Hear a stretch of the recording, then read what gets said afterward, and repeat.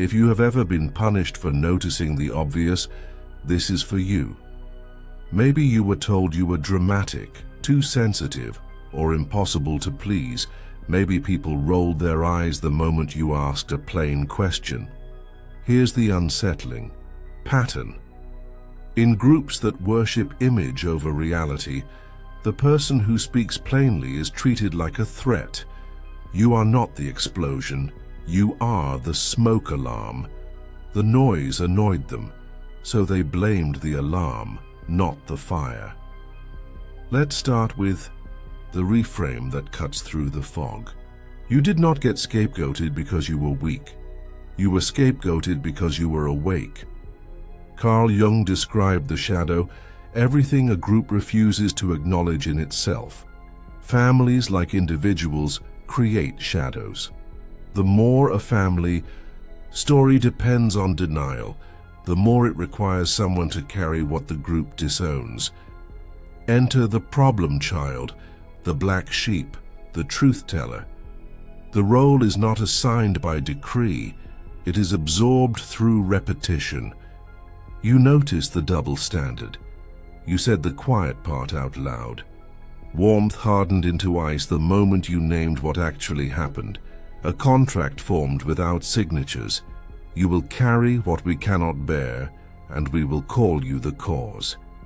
Here's the hook. If a structure depends on silence, then discomfort becomes proof you are doing something right. In places where truth is illegal tender, honesty buys exile. The system calls this keeping the peace. But what it keeps is a pristine image. What it loses is reality. When a family awards gold stars for pretending, the first person who refuses to perform becomes the villain in a story that never admits authorship. Ask yourself, whose mood did you learn to manage before you learned to manage your own? Who changed the subject the moment the real conversation began? At what age did a plain sentence earn you coldness, withdrawal, or theatrical outrage? Your body learned the equation long before your mind had words. Truth equals danger. Connection requires compliance. So you adapted. You swallowed. You smoothed things over. You traded precision for peace and called the trade maturity. But the invoice always arrives, first as insomnia, then as resentment, finally as collapse. Here is the contradiction. They insisted you were the problem while depending on you to sense the problem first. You became the lightning rod, absorbing static so others could keep pretending the sky was clear. Because you noticed subtle shifts, tone, changes, brittle cheerfulness, jokes that hurt, you were accused of overthinking. You were not overthinking. You were tracking reality in a room that had misplaced it.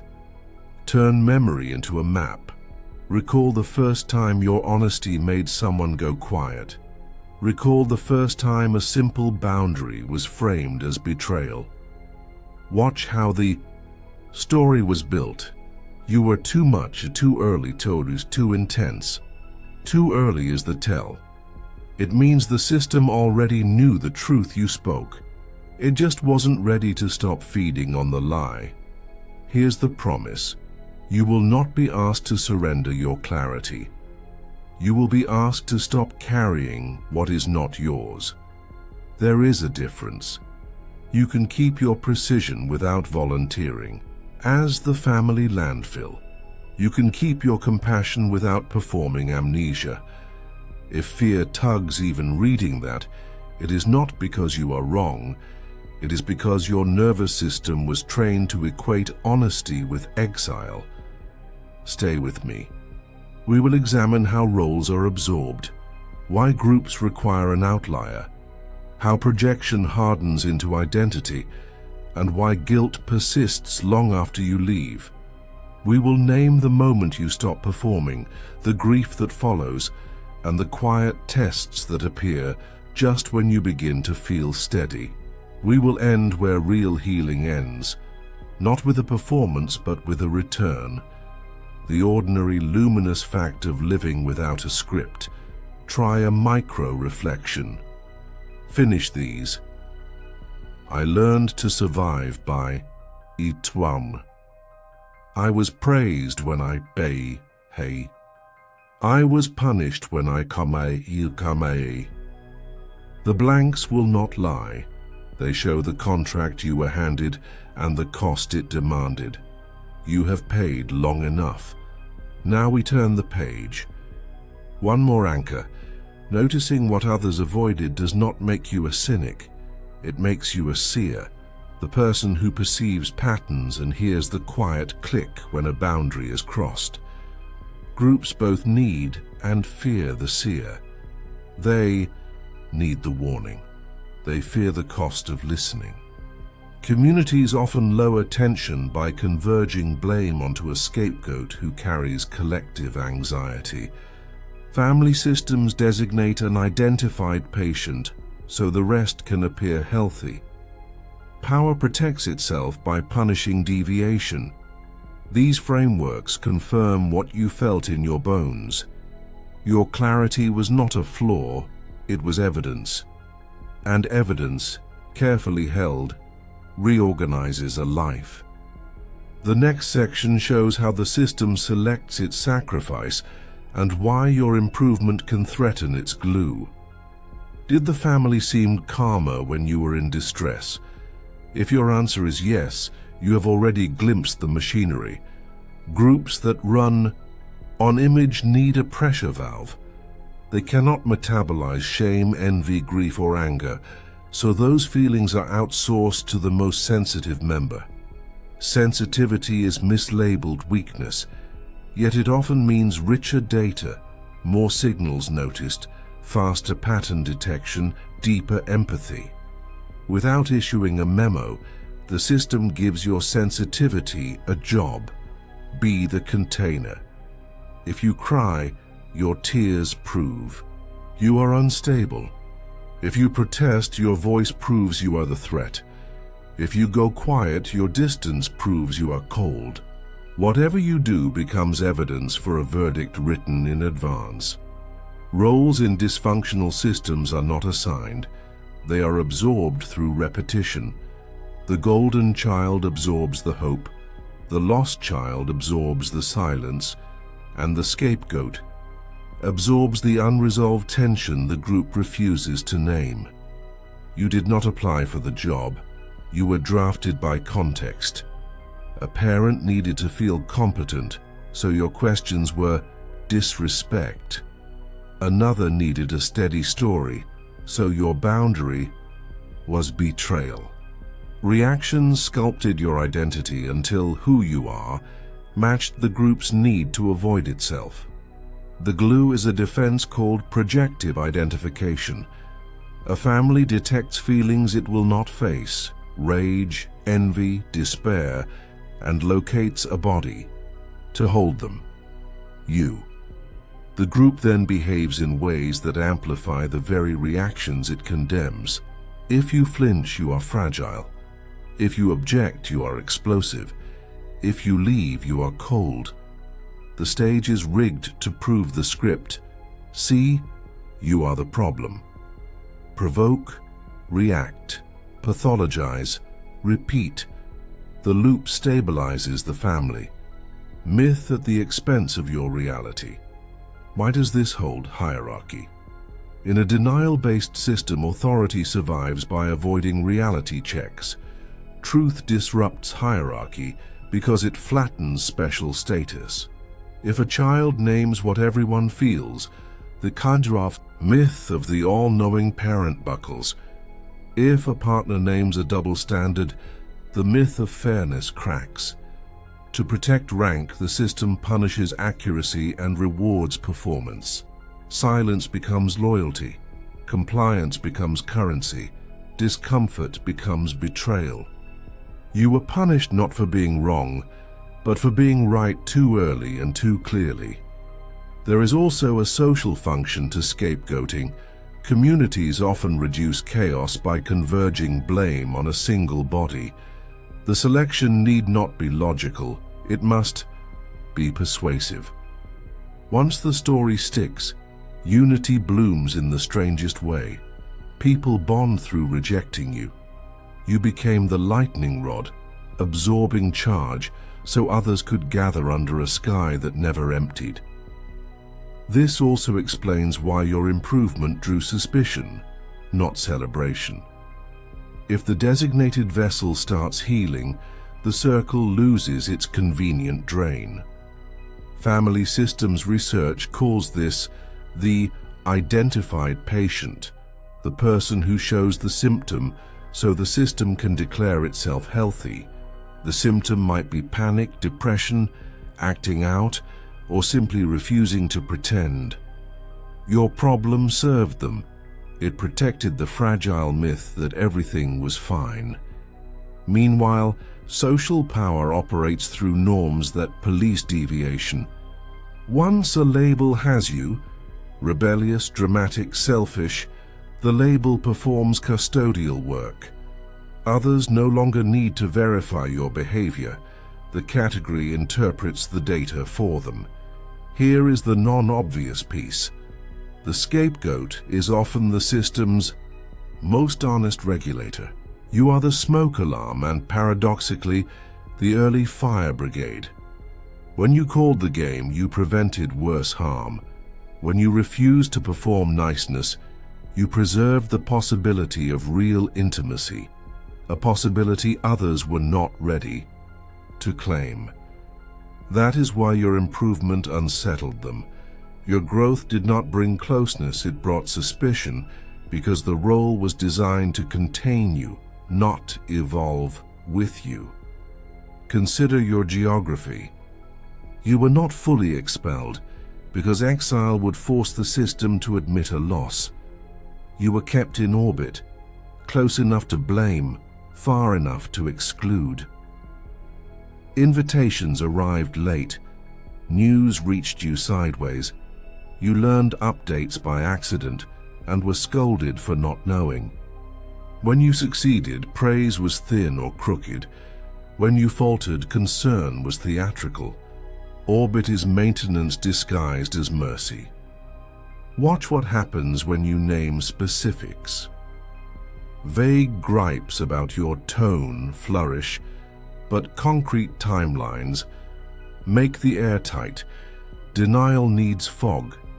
Precision is oxygen for you and poison for the myth. If talk slides from facts to feelings to your supposed character defects, the slide is the structure. Mark it. Refuse to debate your nature. Return to the observable. You will be told this is combative. It is hygiene for a relationship that claims to want repair. Hold the frame. You did not break the system by speaking. You revealed where it was already cracked. Scapegoating does not prove you are defective. It proves the group's myth cannot survive contact with ordinary truth. The tells are consistent, shifting. Rules, memory fog, brittle smiles, and the accusation that your clarity is cruelty. That accusation protects the costume even if the person underneath disappears. Next, we map guilt conditioning, how bodies pair love with compliance, and the grief that follows clarity. By the time you consider leaving the role, something uncanny has happened inside you. You know the story is false, yet your body reports guilt as if you have set a fire. This is not evidence of wrongdoing, it is evidence of conditioning. Guilt can be moral, but it can also be structural, an emotion glued to behaviors the system punished regardless of ethics. When telling the truth regularly produced withdrawal, your body paired honesty with isolation.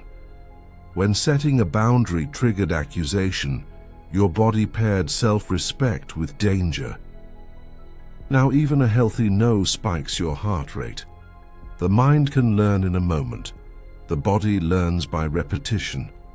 The circuitry rests on 3 pillars. First, misplaced responsibility. You were trained to manage other people's feelings, so discomfort in the room makes you scan for fixes. Second, reward withdrawal. Warmth and belonging arrived when you complied and grew cold when you expressed needs, so closeness feels like something to earn through self-abandonment. Third, moral reversal. Kindness gets renamed cruelty, and boundaries get renamed betrayal. Over time, the labels sink below language and become reflexes. This is why clarity tastes like disloyalty, even when your choice is clean. This also explains imprecise apologies. Scapegoats often apologize to stop the freeze, not because they were in error. The room's temperature becomes conscience. It is brilliant social technology and brutal for a child's developing self. You learn that safety lives in erasing your edges. You learn to pre-grieve every no. Even when you reject the contract intellectually, your body bristles at disappointing people who hold your belonging. History sits there, hand on the lever, whispering, "Make it easier for everyone." When you finally stop performing, freedom does not arrive like a sunrise. The first weather pattern is collapse. After months or years of hypervigilance, your stress chemistry loses its familiar target and crashes. Silence feels like absence, not peace. A body conditioned to anticipate storms interprets a clear sky as suspicious. Some call this the trauma vacuum. The pain is gone, but the wiring still hums, searching for its old job. The grief that follows is cellular, not sentimental. You do not only grieve the people you left, you grieve the version of you who survived by taking up less space, needing less, translating more. That identity was a brilliant adaptation, but it kept you lonely. Laying down the role removes armor that once won you praise. Disorientation is not failure. It is a nervous system remapping life without chronic performance. It is no measure of brokenness to be rejected by a profoundly dishonest system. Your ache is not proof you chose wrong. It is proof you stopped pretending. Steady yourself by privileging reality over story. Name 3 facts when guilt surges. I set a boundary. I did not retaliate. I offered specific repair. Facts remind the body that you broke a pattern, not a promise. Treat the urge to over-explain as weather. Explanation is the lifeline of the old contract.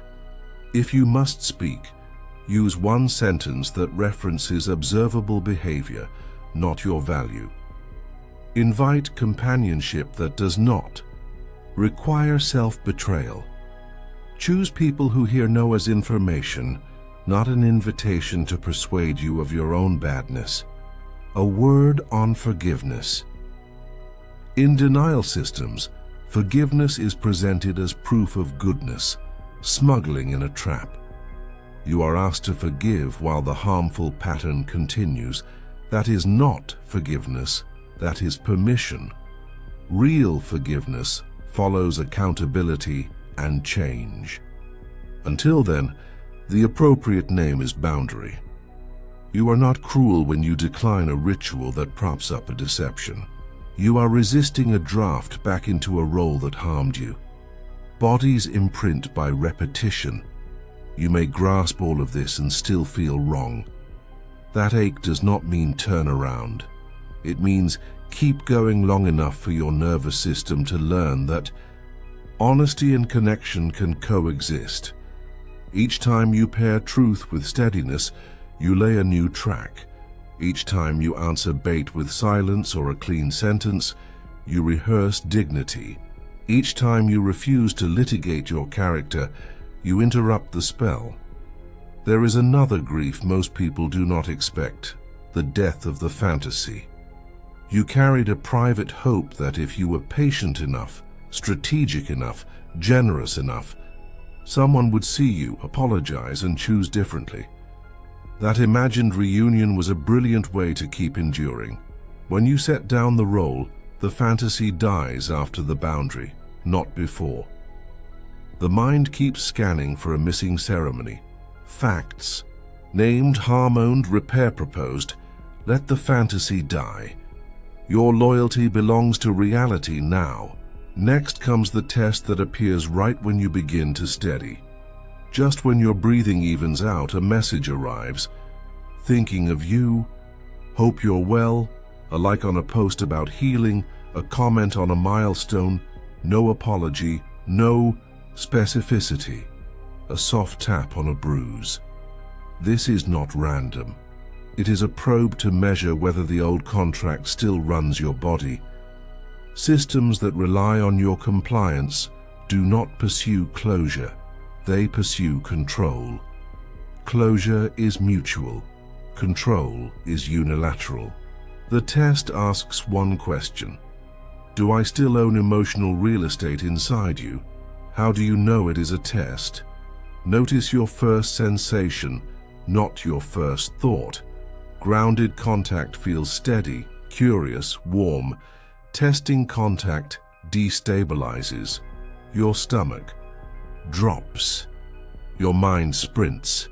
Your fingers itch to explain. The reflex awakens. Reassure, give context, smooth the air. Perform a sanity you no longer need to prove. That urge is not your compass. It is conditioning. Label the moment as a test. The label restores choice. Tests appear at strategic times, after a boundary, during holidays, in your low seasons, or when you thrive without them. The goal is not reconnection. It is reattachment. Tiny hooks that pull you back into orbit. Tactics. Fairy nostalgia. Remember when the minimization, it wasn't that bad. Spiritual bypass. Choose love, not bitterness. Moral framing. Family is everything. The bait is never a detailed account of harm with a plan for repair. The bait is sentiment without substance. You are not required to litigate the past to stay in the present. You do not need a closing argument for your character. If someone wants repair, they begin with ownership. Here is what I did. Here is how it impacted you. Here is what I am changing. Here is how I will make repair if you consent. Anything less continues the old pattern in softer words. Your reply can be clean and short, or it can be silence. Both are legitimate. Keep language that honors reality.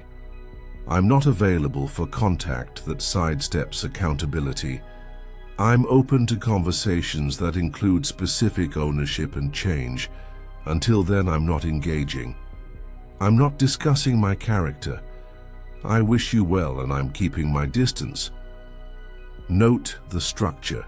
Facts, conditions, brevity. No defense, no biography. Freedom is not a reward for virtue, it is a practice of alignment. There is a community layer. People who once bonded by rejecting you may court you individually. A cousin reaches out. A sibling sends a link.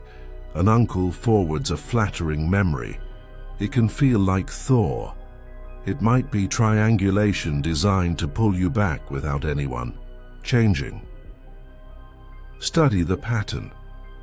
Are these contacts matched by structural shifts, interrupting gossip, setting limits on disrespect, new agreements about what will and won't be tolerated?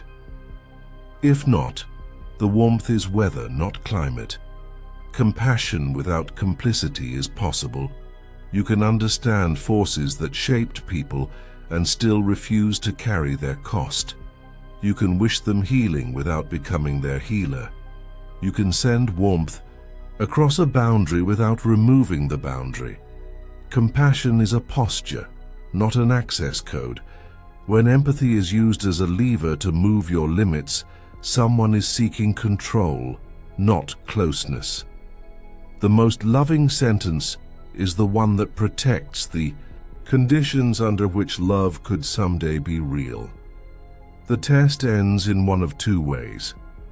Either consistent clarity extinguishes the old levers and the system adapts, rare but possible, or your consistency offends the story so deeply that contact dwindles or stops. The second outcome is not failure. It is information. Absence is an answer. It tells you your worth was conditional on a performance you retired. Grieve what must be grieved. Bless what can be blessed. Keep your hands open for relationships that hold truth without punishing the teller. If loneliness tempts you to break silence, remember this: loneliness is a feeling. Isolation is a circumstance. Abandonment is a pattern. Feelings move. Circumstances change.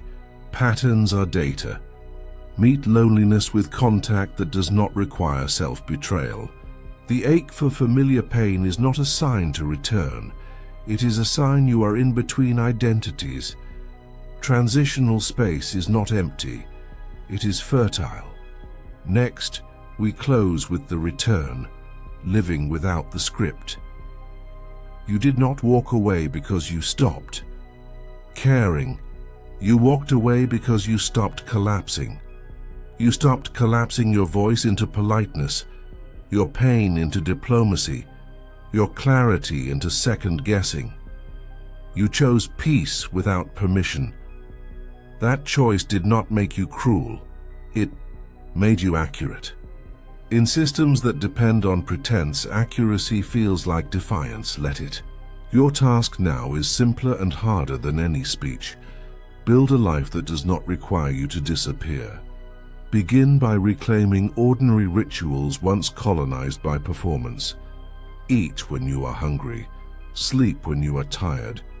Text back because you want to, not because you fear what a delay will mean. Say "I don't know" when you don't know. Let your promises become events, not currency. The work is not glamorous, it is granular. Each time you choose a truthful action over a compensatory performance, you teach your body that reality is safe. Tell your story with precise nouns and modest verbs. I asked. They refused. I left. I felt grief and relief. Avoid grand narratives that disguise facts. You do not need to be hero or martyr. You are a person who made faithful choices toward reality. If others call that selfish, they are describing how your honesty interrupts their convenience. Their description is data, not destiny. Bless from a distance if you must, but keep your feet on ground that fits you. Gather your tools. You can spot projection by the way arguments. Pivot from specifics to your essence. You can spot control by the way contact escalates when you get quiet. You can spot sincerity by ownership, change, and concrete repair. You can spot love by curiosity about your interior world, not just your utility. You can spot your old reflex by the sudden urge to produce a paragraph where a sentence would do. These recognitions are not weapons.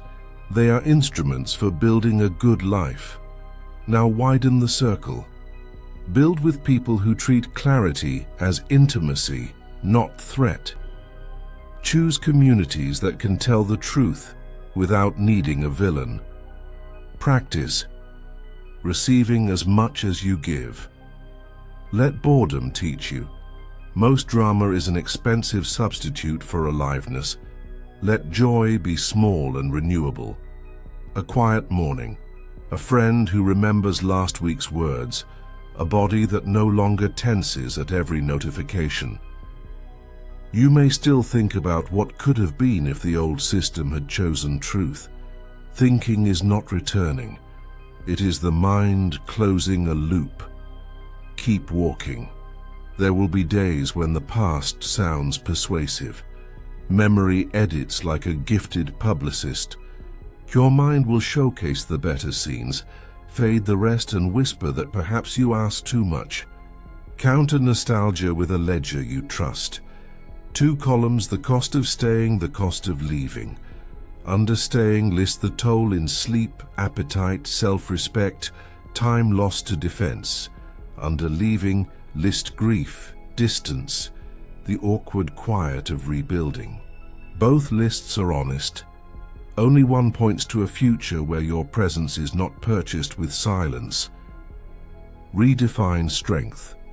For years you were praised for resilience that looked like self-erasure, holding rooms together, absorbing moods, forgiving, before apologies arrived, laughing at cuts. That was not weakness. It was extraordinary skill deployed in the wrong economy. Real strength now is quieter, declining conversations that would steal sleep, asking for help before collapse, naming a need while your voice still shakes, letting a good thing be good without auditioning for it. This is not a downgrade. It is an upgrade from survival to life. Give your attentiveness a better job. Let it scan for reality, not threat. Notice who follows through without being asked.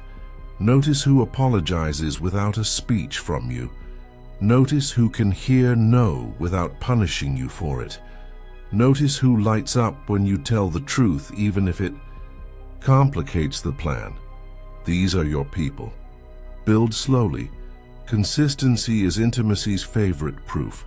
When loneliness visits, as it will, treat it as weather, not verdict. Let it pass without rewriting your map. Return to the beginning. The seer. Your sensitivity was never the problem. It was intelligence adapted for survival. You learned to hear the hinge creak before the door flew open. Keep the perception, change the purpose. Instead of bracing for harm, attune to truth, beauty, and reciprocity. Let clarity become a craft, choosing words that match reality, making promises you can keep, exiting conversations when the price is self-respect. You do not have to perform worthiness. You already possess it. If you need a sentence to mark the crossing, try this. I choose relationships where truth is welcome and love is not traded for silence. Say it until your chest believes you, then take one action that matches it.